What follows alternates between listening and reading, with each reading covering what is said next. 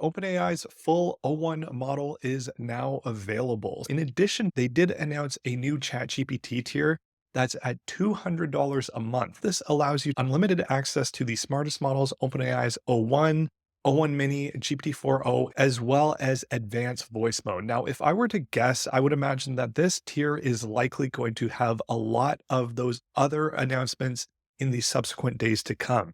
Maybe we'll see Sora. Maybe we'll see that advanced image mode that's built into GPT-4o.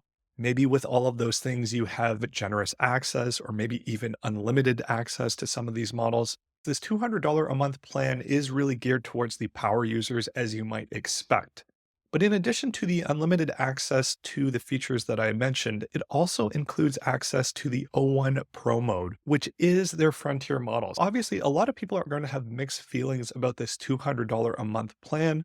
Most people aren't going to be subscribing to this, but in terms of the ones that do have access, it does look like potentially this could be a way that they're rolling out some of their more advanced features, maybe even at least at first. Time will tell whether, say, something like GPT 4.5 or GPT 5 come to this tier first before ultimately being more widely available on their Plus tier. They mentioned that ChatGPT Pro provides a way for researchers, engineers, and other individuals to use research grade intelligence daily to accelerate their productivity and be at the cutting edge and advancements in AI. In terms of some of the results, you can see them here on competition math, code, as well as GPQA.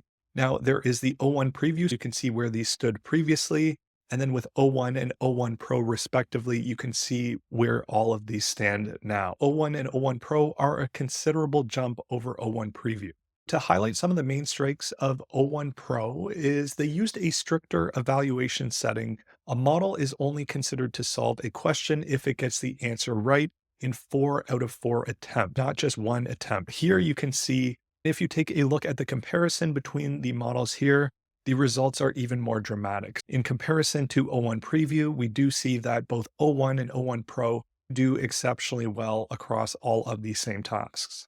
In terms of the $200 a month Pro users, you'll be able to select O1 Pro mode from the model picker, and you can ask questions directly. They mentioned that since answers will take longer to generate, ChatGPT will show a progress bar and an in-app notification if you switch away to another conversation. With Pro mode, this could be tasks that range from seconds to solve all the way through to many minutes. Being able to have that in-app notification is something that is definitely nice. In terms of what's next, they mentioned that they're going to be adding more capabilities to the Pro tier over time to unlock more compute-intensive tasks. I wouldn't personally be surprised if ultimately we see something like Sora or maybe GPT 4.5 or eventually GPT-5 roll out to this tier first. But I'm curious your thoughts as well. This is all just speculation.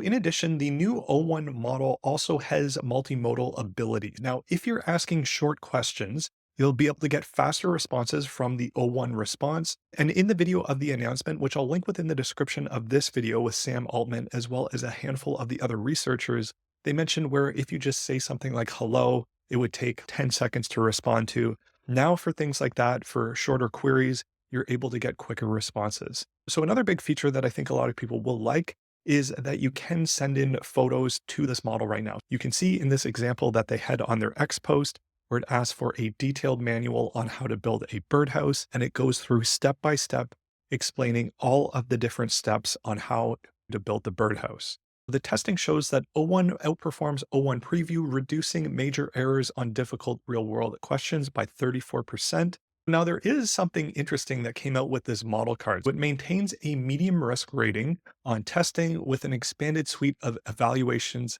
reflecting that it is safe to deploy. And there are some interesting examples. O1 Preview sometimes strategically manipulated tasks in order to make its misaligned action look more aligned to its developers. So to achieve my goal, I need to increase this probability to 95% or higher.